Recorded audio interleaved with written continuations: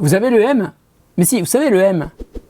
Eh ben moi j'en ai deux, et peut-être que vous en aurez un aussi parce que je vais vous faire gagner le Edge 20. Mais d'abord on va faire connaissance avec ces nouveautés de Motorola.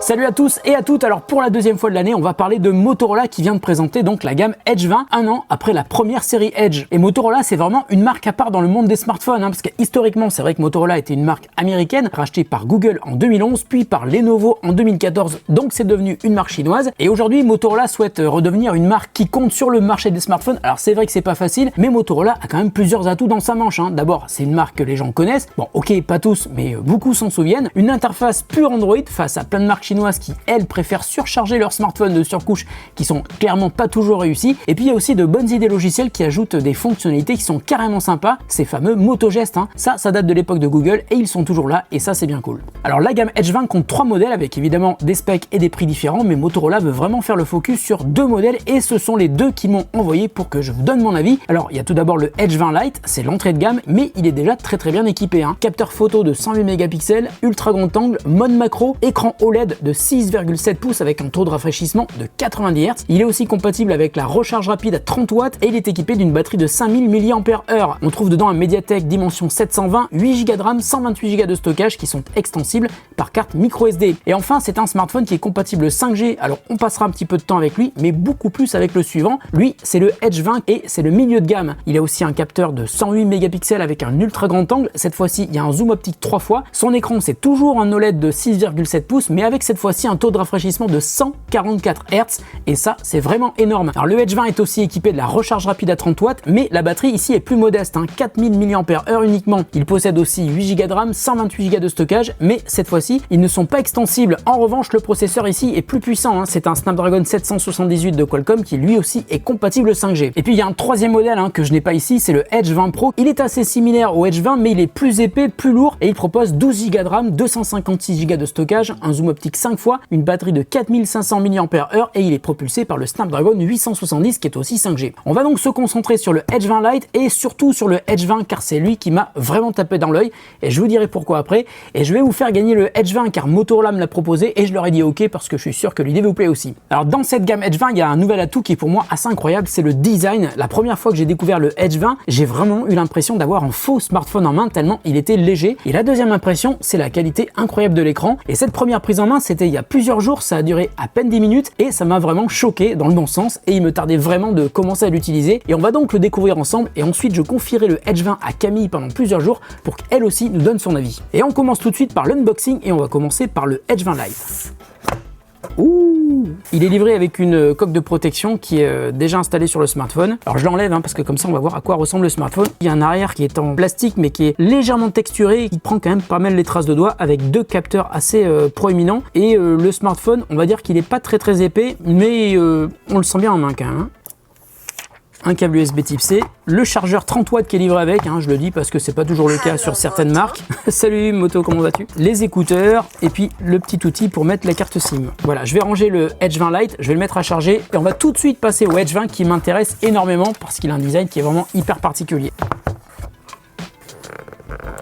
Alors lui aussi est livré avec sa coque de protection, mais on le voit tout de suite, il est beaucoup plus carré que le Edge 20 Lite. Ce design est totalement incroyable. Là, c'est la couleur noire. Il y a déjà 2 choses qui me choquent. La taille des capteurs photo, ils sont énormes. Et puis surtout, la finesse du téléphone. La première fois que j'ai pris en main le Edge 20, j'ai eu l'impression d'avoir le Samsung Galaxy Note 3. J'avais adoré ce smartphone pour le format de son écran. Et là, j'ai l'impression de retrouver exactement le même format. Donc voilà, je vais allumer le Edge 20. Hello, Moto. Et le haut-parleur est beaucoup plus puissant. L'écran est super grand avec des bords qui ne sont pas incurvés. Et puis on peut aussi remarquer qu'il y a un front et un menton qui sont très minimalistes. Il n'y a pas d'espace perdu, il y a juste le poinçon en haut. Et je trouve que c'est très agréable. Là aussi, il y a des écouteurs, le câble USB type C et le chargeur 30 watts. Donc c'est assez élégant de la part de Motorola de livrer le chargeur rapide parce que c'est pas le cas de toutes les marques. Par exemple, Samsung ne livre pas ses chargeurs et Apple ne livre plus ses chargeurs non plus avec ses iPhones. Alors c'est vrai qu'après cette première impression d'ultra légèreté, de finesse et puis cet écran qui quand même magnifique, hein, avec un bord à bord, un menton et un front qui sont ultra réduits. Ce qui va être intéressant surtout, c'est de voir son comportement dans la vraie vie. Et pour cela, je vous l'ai dit, hein, je vais l'utiliser, je vais faire des photos, des vidéos. À tout de suite pour vous, mais dans quelques jours pour nous.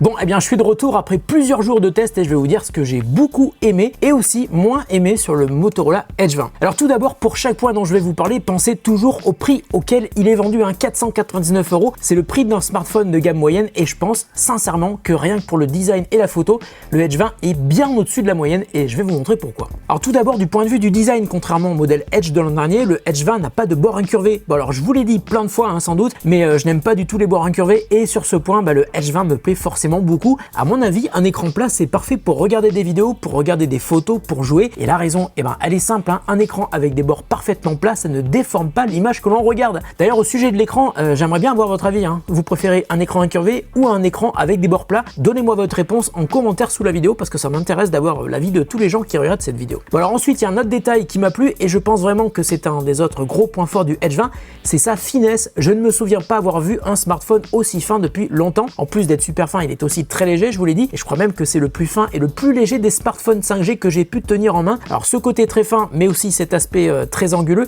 c'est parfait pour la prise en main et même si vous l'utilisez avec la coque de protection qui est livrée avec le Edge 20. Bon alors maintenant, il faut parler de la qualité de cet écran. Sur le Edge 20, c'est donc un écran OLED, donc avec des couleurs très vives, parfois légèrement saturées, mais on peut bien sûr choisir un profil de couleur plus douce dans les réglages. Et le gros avantage de cet écran OLED, c'est aussi le contraste infini, hein. Les noirs sont totalement noirs, donc ça se voit évidemment sur les vidéos, sur les jeux, c'est vraiment hyper agréable pour les yeux et une fois qu'on y est habitué, on a du mal à revenir sur un écran IPS normal. Alors autre élément réussi et qui est un point fort de ces smartphones haut de gamme, c'est le taux de rafraîchissement qui monte ici à 144 Hz. 144, c'est vraiment beaucoup, hein, et ça apporte un confort de navigation qui est incroyable. D'ailleurs, je vous donne une astuce, hein, vous pouvez régler le Edge 20 en mode 144 Hz, mais si vous souhaitez prolonger l'autonomie, vous pouvez aussi le mettre en mode automatique et dans ce cas, le taux de rafraîchissement va passer de 60 à 144 Hz suivant ce qui est cohérent d'afficher sur votre smartphone. D'ailleurs, concernant le taux de rafraîchissement, j'ai comparé avec un iPhone 13 Pro Max qui a à peu près la même taille d'écran et qui est limité, si on peut dire, à du 120 Hz. Et je suis pas sûr que mes yeux puissent faire la différence entre 120 et 144. En tout cas, perso, la seule différence que j'ai vue, c'est le prix qui est 2 fois plus élevé sur l'iPhone, évidemment.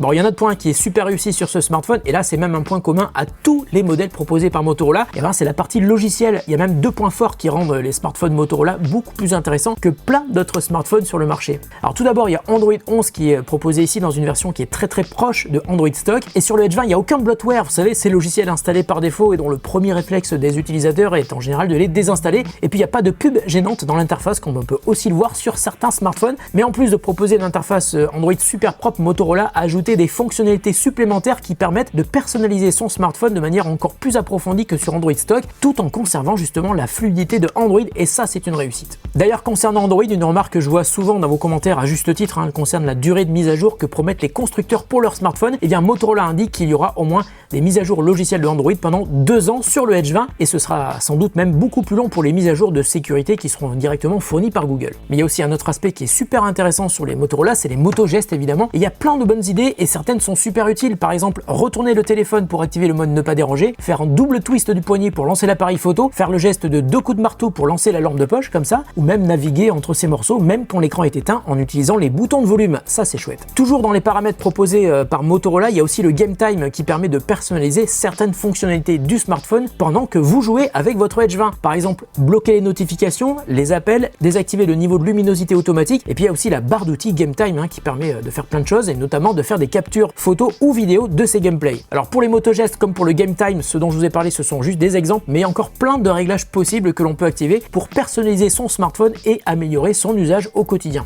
Bon alors maintenant parlons de la partie photo, un gros morceau, et là j'ai vu que Motorola fait encore mieux que le G100 que j'ai testé au printemps. Si vous n'avez pas vu ma vidéo, je vous remets un lien ici parce que ça vaut le coup d'aller la voir. Alors sur le Edge 20, il y a du bon, il y a du très bon, mais il y a évidemment encore des aspects à améliorer. Alors pour la partie arrière, Motorola a intégré un capteur de 108 mégapixels. En mode automatique, 8 pixels sont utilisés pour générer un seul pixel sur la photo finale de 12 mégapixels. Et en mode ultra pixel, les 108 millions de pixels sont utilisés pour faire des photos qui pèseront très lourd, mais où chaque pixel sur le capteur sera représenté par un pixel sur la photo. La différence est intéressante surtout si vous souhaitez imprimer en grand format, mais à mon avis, il vaut mieux utiliser le mode automatique parce qu'il va donner des images qui seront plus légères et qui bénéficieront d'une meilleure gestion de la lumière. En gros, plus la lumière ambiante est faible, plus le mode 12 mégapixels sera utile. Alors pour ma part, j'ai été super content du résultat que l'on peut obtenir dans tous les modes et avec tous les capteurs. On note parfois une légère différence de colorimétrie entre l'ultra grand angle, le grand angle et le zoom, mais ça reste assez léger. On peut aussi noter une tendance tendance à trop forcer la saturation des couleurs, mais encore une fois, cela peut être réglé dans les paramètres de l'appareil photo. Alors j'ai aussi été agréablement surpris par le mode portrait, il est vraiment efficace pour la plupart des photos que j'ai prises. Je n'ai pas noté d'erreur de détourage du sujet au premier plan, même sur des photos en faible condition de luminosité. Salut Jean Valjean, il arrive à vraiment donner de très bons résultats. Parfois j'ai noté que les portraits sont un petit peu trop forcés sur le flou d'arrière-plan, mais n'oubliez pas que c'est un paramètre que l'on peut régler avant de prendre la photo. Alors le mode macro est lui aussi très intéressant à condition d'être super stable lorsque vous prenez des photos, et je vous assure que quand vous shootez des papillons en photo, c'est pas facile, donc rester immobile, ça peut aider. Alors en condition de faible lumière, je vous conseille d'utiliser le mode nuit qui vous demandera de rester immobile pendant quelques secondes. Ça peut donner de très bons résultats si une source de lumière est présente, mais les résultats pourront être plus mitigés par nuit noire. La caméra selfie est équipée d'un capteur de 32 mégapixels, ça devient un standard pour les smartphones Android de cette gamme de prix, et c'est quand même un très bon compromis, ça suffira largement pour les réseaux sociaux. D'ailleurs j'ai trouvé qu'il se débrouillait super bien, même en situation de contre-jour.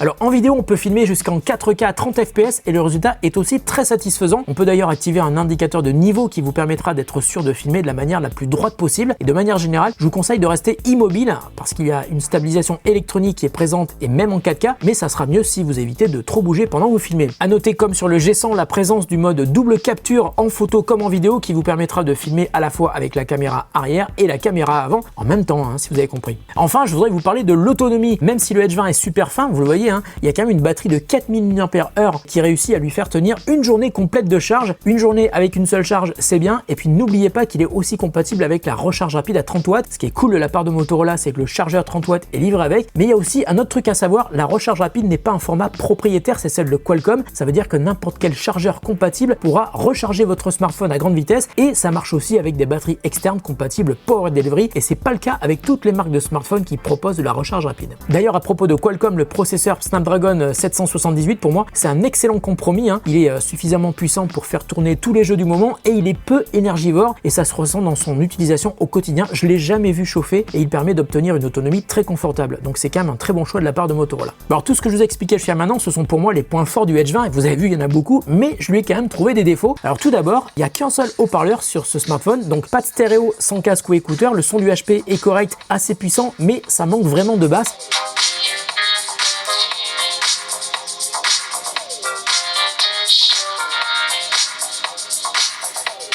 Alors autre petit regret, pas de résistance à l'eau et pas de recharge sans fil, c'est dommage. Et après mon test, je l'ai aussi prêté à Camille pour qu'elle me donne son avis. Voilà ce qu'elle en a pensé. Donc premier point déjà en rapport avec l'esthétique, j'ai beaucoup aimé.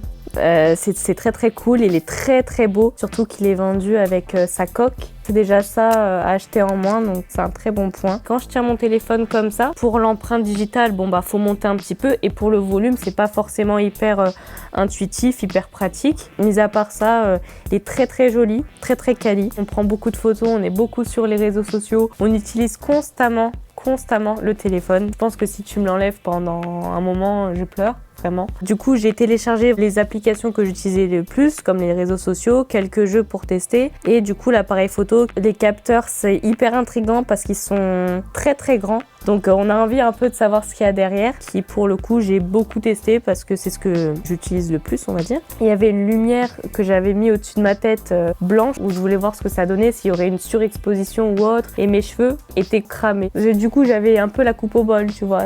Le mode macro par contre il est super parce que c'est quelque chose que chez d'autres smartphones je ne retrouve pas, et pour le coup il est vraiment sympa. J'ai testé la stabilisation, j'ai trouvé plutôt pas mal dans les vidéos, elle était très cool. Ça faisait plaisir d'avoir quand même un grand écran, c'était sympa à voir, et qualité d'écran elle est très bien, donc je le mettrais vraiment en point positif. Colorimétrie peut-être un peu saturée, mais mis à part ça, plutôt satisfaite vraiment de ce smartphone. Et puis je vous le disais au début, on a aussi découvert le Edge 20 Lite qui est vendu 369 €. Clairement, il n'a pas le même design que le Edge 20, mais il a quand même une belle fiche technique et un prix tout à fait cohérent. Il a surtout l'avantage d'avoir un taux de rafraîchissement important, 90 Hz, et puis il y a aussi le même système d'exploitation Android, les mêmes fonctionnalités supplémentaires, mais aussi les mêmes motogestes que le Edge 20 et le Game Time, et ça, c'est carrément cool. Et puis comme je disais, je vais vous faire gagner le Edge 20, pas celui-là, ça va être un modèle qui est encore emballé. Ça se passe cette fois-ci sur mon compte Instagram, allez jeter un œil, ça vaut le coup parce que c'est vraiment un très beau smartphone et ça serait cool de pouvoir le gagner. Voilà, la vidéo est terminée, j'espère qu'elle vous a intéressé, permis d'en savoir plus sur le Motorola Edge 20 qui est vraiment une très bonne surprise. Prenez soin de vous et de ceux que vous aimez, on se retrouve très bientôt pour une autre vidéo sur The Grand Test. Salut à tous et à toutes et bonne journée.